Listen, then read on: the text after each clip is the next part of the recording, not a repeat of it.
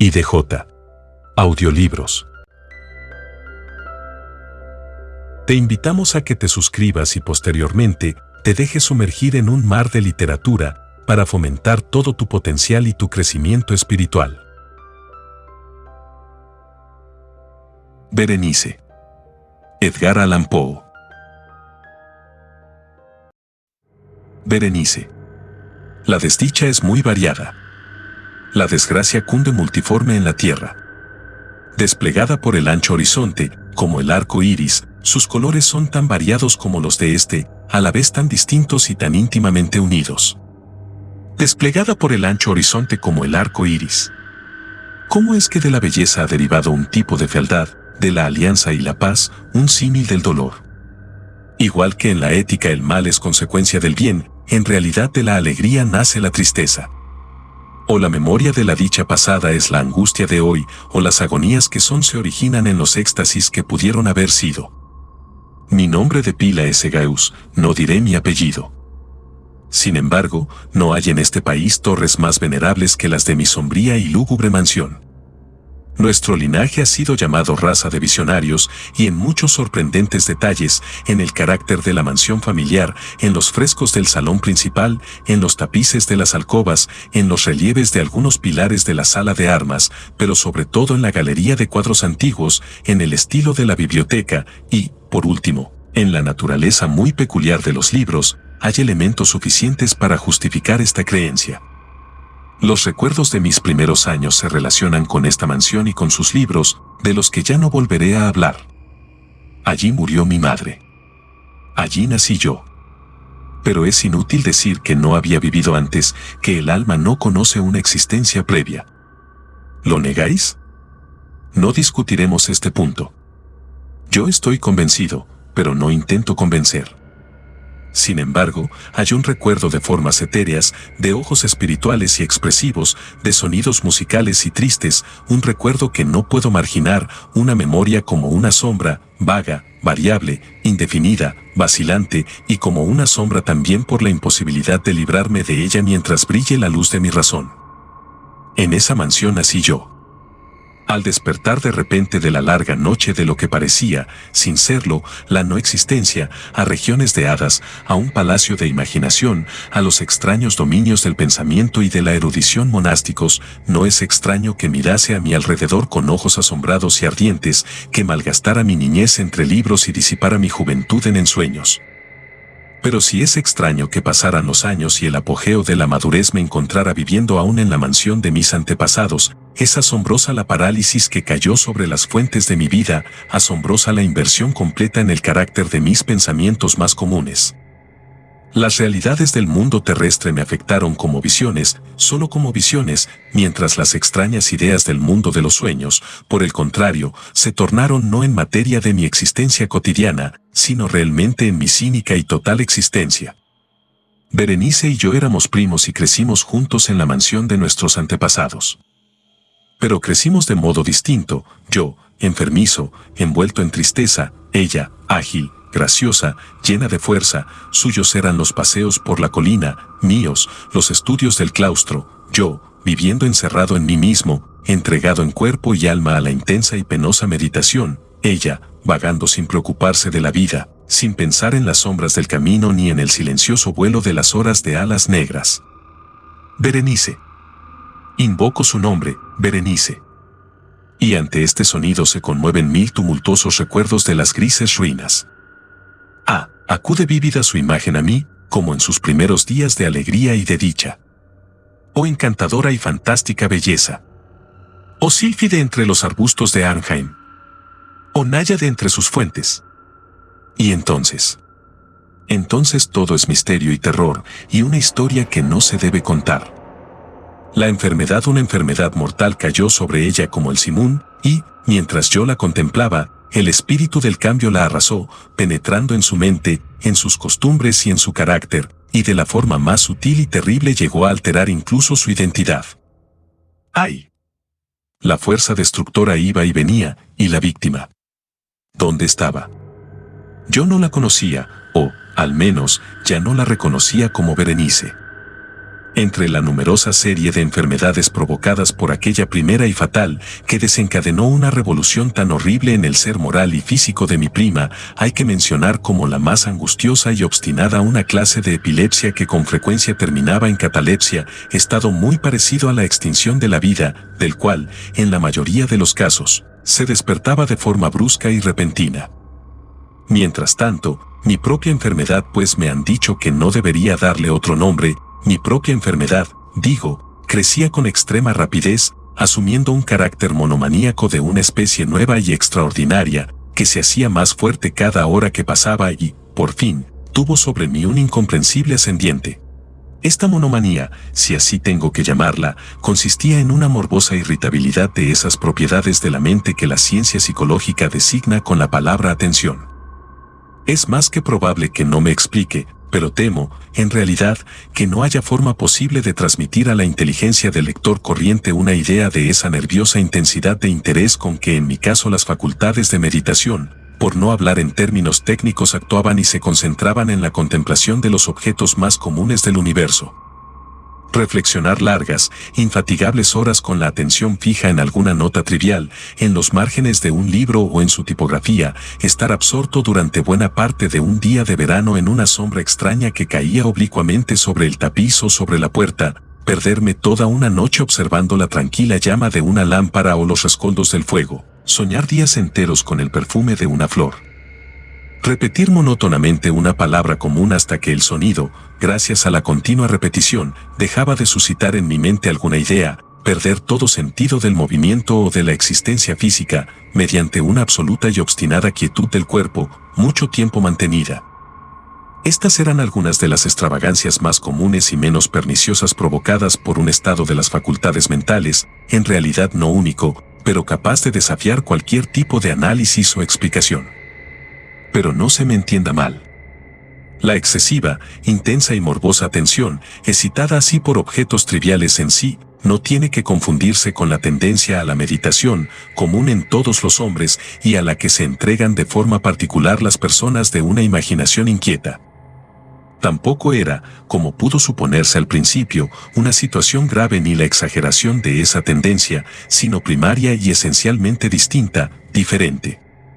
En un caso, el soñador o el fanático, interesado por un objeto normalmente no trivial, lo pierde poco a poco de vista en un bosque de deducciones y sugerencias que surgen de él, hasta que, al final de una ensoñación llena muchas veces de voluptuosidad, el incitamentum o primera causa de sus meditaciones desaparece completamente y queda olvidado. En mi caso, el objeto primario era invariablemente trivial, aunque adquiría, mediante mi visión perturbada, una importancia refleja e irreal. Pocas deducciones, si había alguna, surgían, y esas pocas volvían pertinazmente al objeto original como a su centro.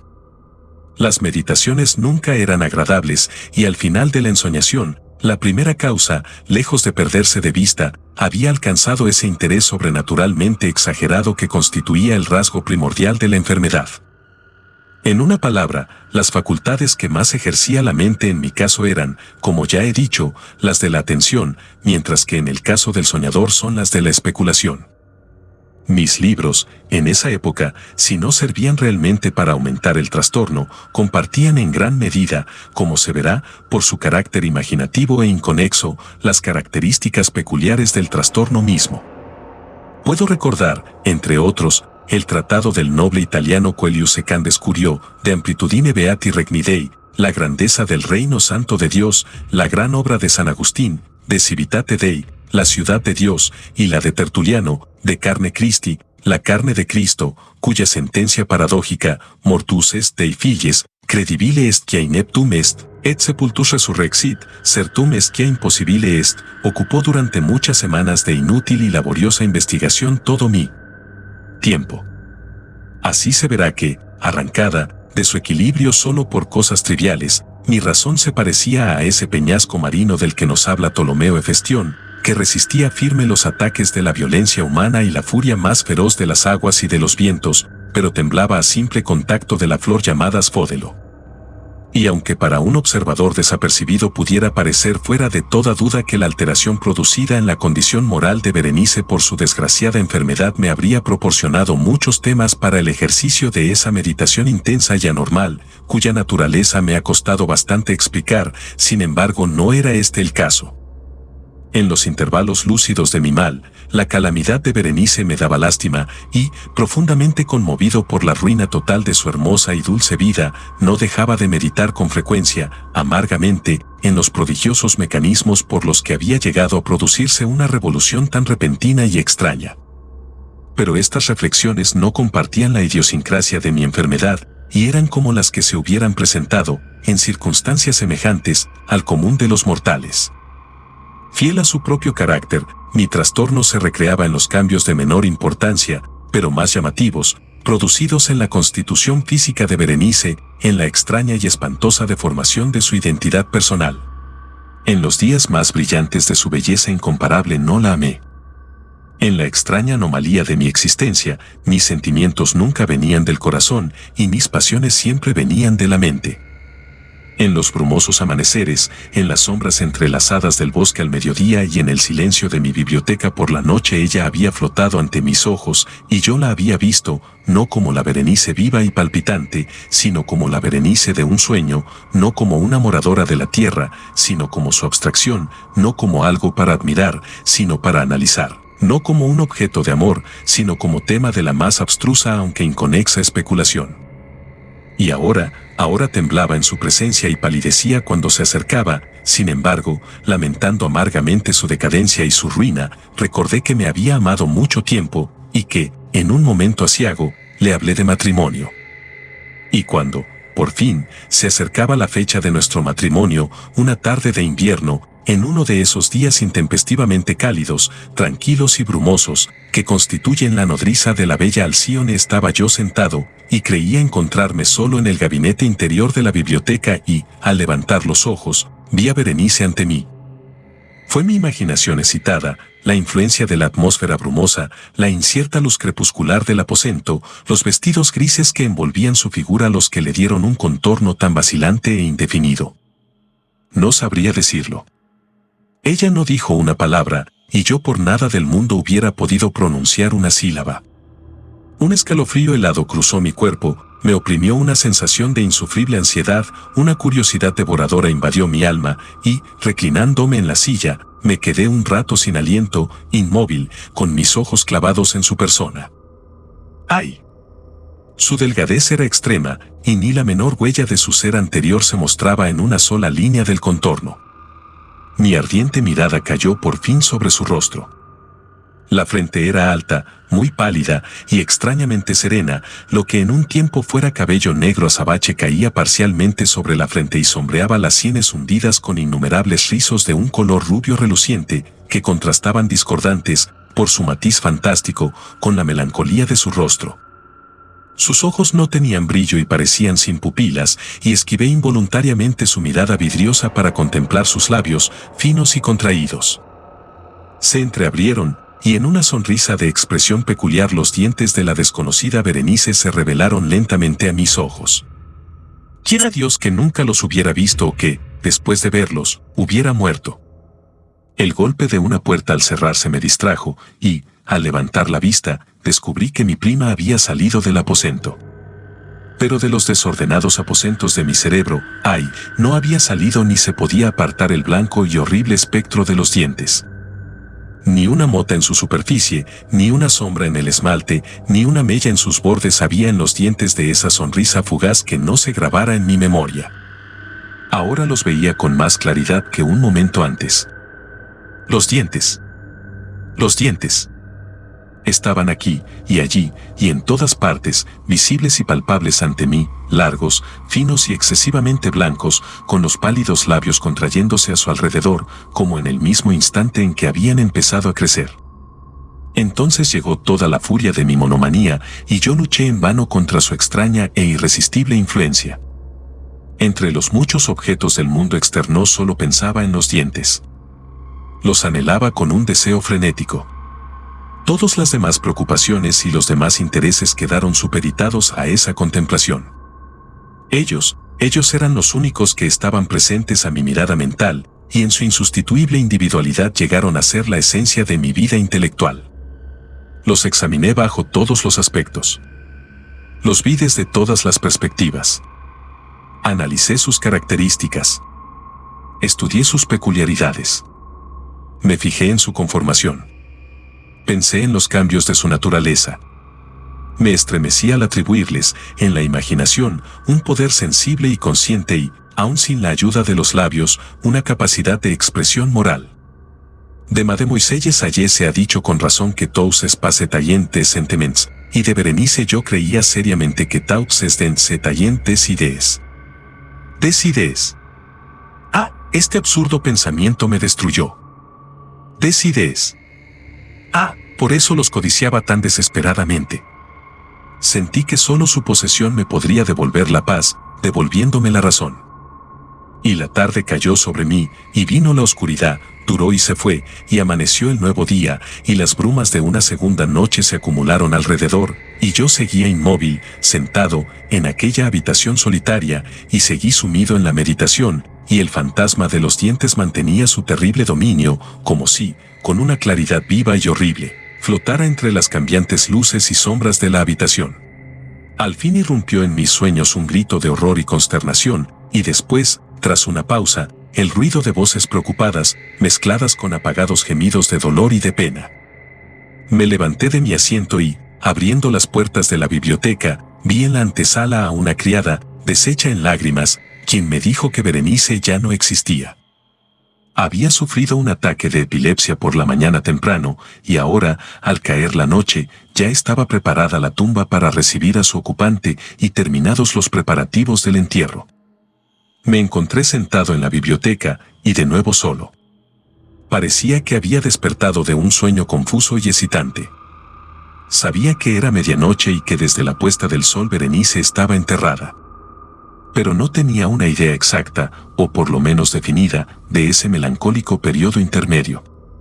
Sin embargo, el recuerdo de ese intervalo estaba lleno de horror, horror más horrible por ser vago, terror más terrible por ser ambiguo. Era una página espantosa en la historia de mi existencia, escrita con recuerdos siniestros, horrorosos, ininteligibles. Luché por descifrarlos, pero fue en vano. Mientras tanto, como el espíritu de un sonido lejano, un agudo y penetrante grito de mujer parecía sonar en mis oídos. Yo había hecho algo. Pero, ¿qué era? Me hice la pregunta en voz alta y los susurrantes ecos de la habitación me contestaron, ¿qué era? En la mesa, a mi lado, brillaba una lámpara y cerca de ella había una pequeña caja. No tenía un aspecto llamativo, y yo la había visto antes, pues pertenecía al médico de la familia. Pero, ¿cómo había llegado allí, a mi mesa y por qué me estremecí al fijarme en ella? No merecía la pena tener en cuenta estas cosas, y por fin mis ojos cayeron sobre las páginas abiertas de un libro y sobre una frase subrayada. Eran las extrañas pero sencillas palabras del poeta Ibn Sayyad, dicebant mi isodales, si sepulcrum amica visitarem, curas meas aliquantulum for levatas 3. Porque, al leerlas, se me pusieron los pelos de punta y se me heló la sangre en las venas. Sonó un suave golpe en la puerta de la biblioteca y, pálido como habitante de una tumba, un criado entró de puntillas. Había en sus ojos un espantoso terror y me habló con una voz quebrada, ronca y muy baja. ¿Qué dijo? Oí unas frases entrecortadas. Hablaba de un grito salvaje que había turbado el silencio de la noche y de la servidumbre reunida para averiguar de dónde procedía, y su voz recobró un tono espeluznante, claro, cuando me habló, susurrando, de una tumba profanada, de un cadáver envuelto en la mortaja y desfigurado, pero que aún respiraba, aún palpitaba, aún vivía. Señaló mis ropas, estaban manchadas de barro y de sangre. No contesté nada, me tomó suavemente la mano, tenía huellas de uñas humanas. Dirigió mi atención a un objeto que había en la pared, lo miré durante unos minutos, era una pala. Con un grito corrí hacia la mesa y agarré la caja. Pero no pude abrirla, y por mi temblor se me escapó de las manos, y se cayó al suelo, y se rompió en pedazos, y entre estos, entrechocando, rodaron unos instrumentos de cirugía dental, mezclados con 32 diminutos objetos blancos, de marfil, que se desparramaron por el suelo.